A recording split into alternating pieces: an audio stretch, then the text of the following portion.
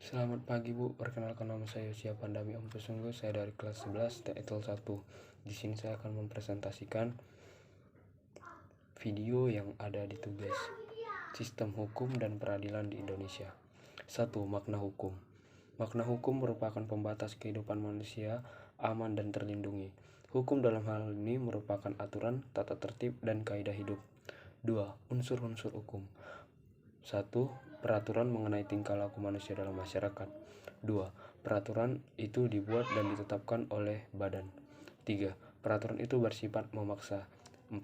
Terdapat sanksi yang tegas bagi yang melanggar. 3. Tugas hukum. 1. Menjamin kepastian hukum bagi setiap warga dalam masyarakat.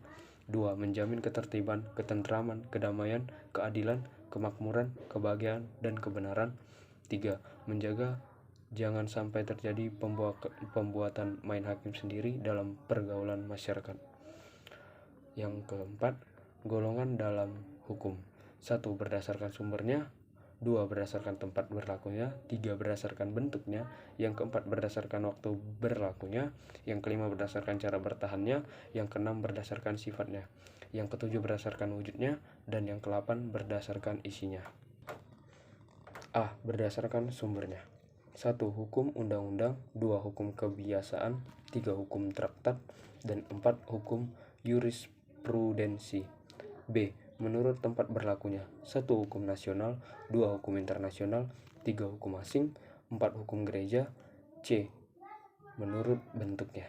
1. Hukum tertulis. A. Hukum tertulis yang dikodifikasikan. Contoh: KUA pidana, KUH perdata.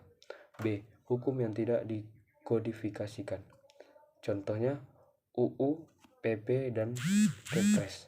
2. Hukum tidak tertulis. Contohnya hukum adat, pidato presiden, penjelasan presiden. D. Menurut waktu berlakunya. 1. Ius constitutum atau hukum positif. Contohnya UUD 1945, UU nomor 12 tahun 2006 tentang kewarganegaraan. 2. Ius constituendum atau hukum negatif. Contoh: rancangan undang-undang. Menurut sifatnya. Hukum yang memaksa. Contoh: melakukan pembunuhan. 2. Hukum yang mengatur. Contohnya ketentuan dalam pewarisan ab intenso (pewarisan berdasarkan undang-undang). F. Menurut wujudnya. 1. Hukum objektif. Contoh: UU lalu lintas dan jalan raya. 2. Hukum subjektif atau hak. G. Hukum menurut isinya. 1. Hukum publik, yaitu hukum yang mengatur hubungan antara negara dengan individu. 2. Hukum privat atau sivil, yaitu hubungan antara individu satu dengan individu lain. Selanjutnya, penggolongan hukum publik. 1. Pidana, yaitu mengatur tentang pelanggaran dan kejahatan dan memuat larangan sanksi.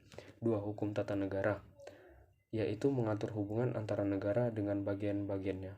3. Hukum tata usaha negara, yaitu mengatur tugas dan kewajiban pejabat negara. 4.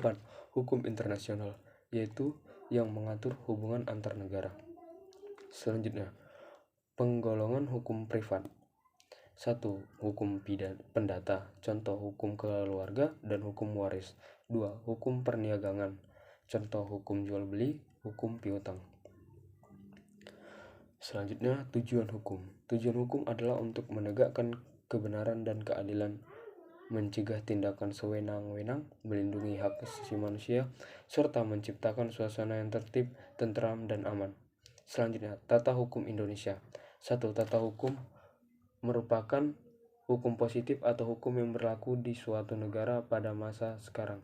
2. Tata hukum Indonesia merupakan keseluruhan peraturan hukum yang berpedoman pada UUD 1945. Sekian presentasi dari saya.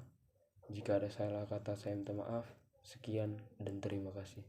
Selamat pagi, Bu.